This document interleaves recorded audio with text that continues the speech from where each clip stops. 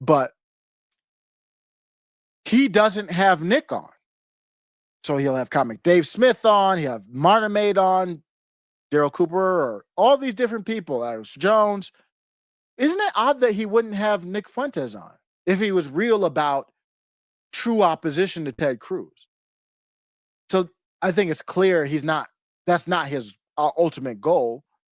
His goal might be opposition, but not really opposition, positioning himself to be the most populist on the right.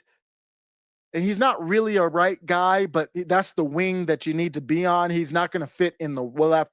He's had Pete leftists on, like Jimmy Dore and others. But Tucker fits in the right lane. And he has to fit in the right lane because he talks about replacement theory. So he's trying to corner the market. Who's the number one challenger to Tucker's market in a post-Trump world, if you're an influencer and even politically? Well, it's Nick Fuentes, obviously. Candace Owens maybe a little bit. I don't know where they are now, but they've been friendly in the past, so it's not like she's really a threat to him. I haven't heard her challenge Tucker. Maybe I haven't followed everything with Candace lately, but Candace has been going after Laura Loomer, which is perfectly understandable. She wouldn't go after Tucker like that.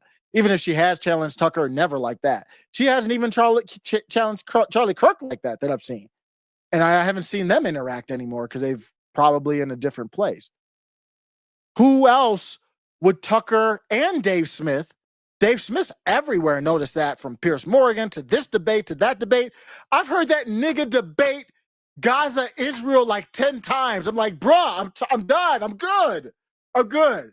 Dave, I'm not against Dave still. I'm going to call balls and strikes. Dave, I'm good, bruh. I don't need to see you debate Israel, Gaza anymore. We're good. I mean, I'll speak for myself. Like, his arguments before he brings the arguments up. I mean, you can learn from it. It's great. Dave is, recall off the top of the head, really knowledgeable. Don't get me wrong. I just don't need another one. Why do I need another Israel-Gaza debate from Dave Smith? Please, bro, stop. Why wouldn't Dave Smith have a conversation with Nick Fuentes again? It's the same reason, guys. Dave Smith went on with Joe Rogan. Why? And he sneak dissed Nick Fuentes again on Joe Rogan. He went on with the Jew, Andrew Schultz. Why? To sneak diss Nick Fuentes. But he hasn't responded to me. But I added Dave. I might have added Robbie too, guys that I've liked, still like. I'm just like, bro, what is this? What does gatekeeping, kind of board checking in hockey, Nick Fuentes out of the discussion? What does that have to do with anything? Why are you doing that? Well, that's because you're cornering the market. Candace Owens, remember Candace Owens had the live with the debate with Dave Smith. It was on Nick Fuentes' birthday. I think that was a year ago. And I think his birthday's coming up, maybe. I forget, because I haven't seen people celebrate it. So it's probably coming up soon in the summer. And they didn't even, Nick was like, I was available. I would have came on. Didn't even invite him. Why? They don't have to. I'm just, that's irrelevant to my question. I'm not saying you have to invite Nick Fuentes. My question is, why didn't you? This is a simple question. You don't have to answer it either, but is that not a legit question? The live would have been blown up bigger. The discussion would have been better. Tell me why. There's nothing organic that I can see as to why you wouldn't invite him if he was willing to come on. So that's what you get. Candace Owens has Ian Carroll fill in for her. Another, oh, I love Israel, but let me talk about this other stuff. Notice they're all like that. These are the dissidents in the alt media. Why does every dissident in the alt media love Israel? Thomas Massie. Oh, I got no problem with Israel. Why? Tucker Carlson in the interview with Ted Cruz. Basically, I love Israel. He went with I got Jewish friends. Well, what? Why? Why do we need to do that? Who cares if you have Jewish friends or not? You have to protect Israel because you can't go at Israel without getting to the Jewish question, which is way deeper than the Israel or Zionist question. The Jewish question, in my opinion, literally starts with what is a Jew, And then that gets into the ethnic race realism discussion. That gets into really deep, heavy stuff. Way heavier than even the Zionist discussion. In my opinion, that's why you have to gate the Israel discussion. You can't, because Israel is a Jewish ethno-national country, nationalist country. So you can't question Israel without saying, okay, they're not a white country, they're a Jew country. So what does that mean? I think that's I think that's the big reason why you have to gatekeep that conversation. Take care, Stephen. Appreciate you coming in as always. I've been catching a little bit of the lives. I haven't been able to chat because I'm at work, but on break, listening to Stephen. Going live every day. Do you guys know how hard it is to go live every day?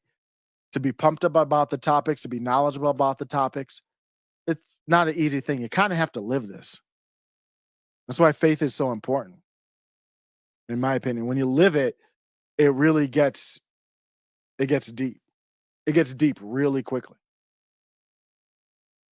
So there's basically a MAGA civil war going on. And I think the face of the MAGA civil war is Laura Loomer. My take on Laura Loomer is complicated. It's like a complicated relationship status. The MAGA movement has hit a new low. I'm not changing that. And it has nothing to do with the left. It's not because of the deep state, not directly. It's because of the influencer state. And you can say indirectly because of the money brought in, but let's just talk about the influencers. Laura Loomer, who's a great journalist. I mean, she's so good. People accuse her of being Mossad. Like, that's how good she is. And I don't know, maybe she could be. I don't think she is. I think she's just really good at her job. Laura Loomer is very complicated because people will bring up things that Laura Loomer maybe technically got wrong or misconstrued. And I have to remind them, she's a Zionist Jew. She's subversive. Even though I like her, that's what she is. She's weaponizing information. So is she a journalist in the truest sense? When she wants to be, yeah, she is. But she's also an activist. So when she brings up Casey DeSantis, I think that's her name, DeSantis' wife, the cancer stuff, and all these other things that are, I don't know where we're at with those. Maybe she's not perfect on the reporting, and that's kind of the point. So let's talk about that first before we get into the MAGA Civil War. Laura Loomer talked about Tucker Carlson, and she said, basically, Tucker Carlson, you are paid off by Qatar, I believe. She launched this attack on Tucker Carlson, accusing him of being paid off by Qatar because he criticized Trump's Iran war position. She said, and brought receipts that weren't really receipts, but she's stretching them to be receipts, saying that Qatar gave him $200,000 to do a softball interview with their prime minister, and now he's working for Islamist interests, is what Laura Loomer said. And we don't do that with Jews. We don't do that with Ben Shapiro. We don't do that with all these Zionists. We don't do that with Tim Pool. We don't do if it's money with Russians, it's potentially a problem. If there's potential money, not alleging or anything, from Israelis, it's no problem. Even though they should be reported under FARA, that came up in the Tucker interview. Laura Loomer doesn't bring that up. So why is she bringing up the Tucker Carlson stuff? Well, Candace and others, she's bringing it up to change the topic off of the substance of the issue. The Tucker interview was very damning for not only neocons, but MAGA is neocons now. Zion neocon MAGA shills. It was very damaging for them. So she's a big part of online. She shifts the energy. You have big accounts. You got the company, the Tucker Carlson CEO company, Neil Patel. He's literally a Patel. It's either the Jews or the Patels. It's either the Steins. It's either the Goldsteins or the Pajits. And so the Pajit that runs Tucker's company replied to Laura Loomer with a serious reply. And I'll be honest, I think Nick Fuentes and the Groypers are making a little bit of a mistake there as well in replying to these alleged, like they're saying that bots are boosting up Nick Fuentes, which is, I don't know for sure, but from what I see, looks like absolute bullshit. The sources are not trustworthy. What you do is you reply with something that is uncomfortable for the person who is bringing up. These are big accounts.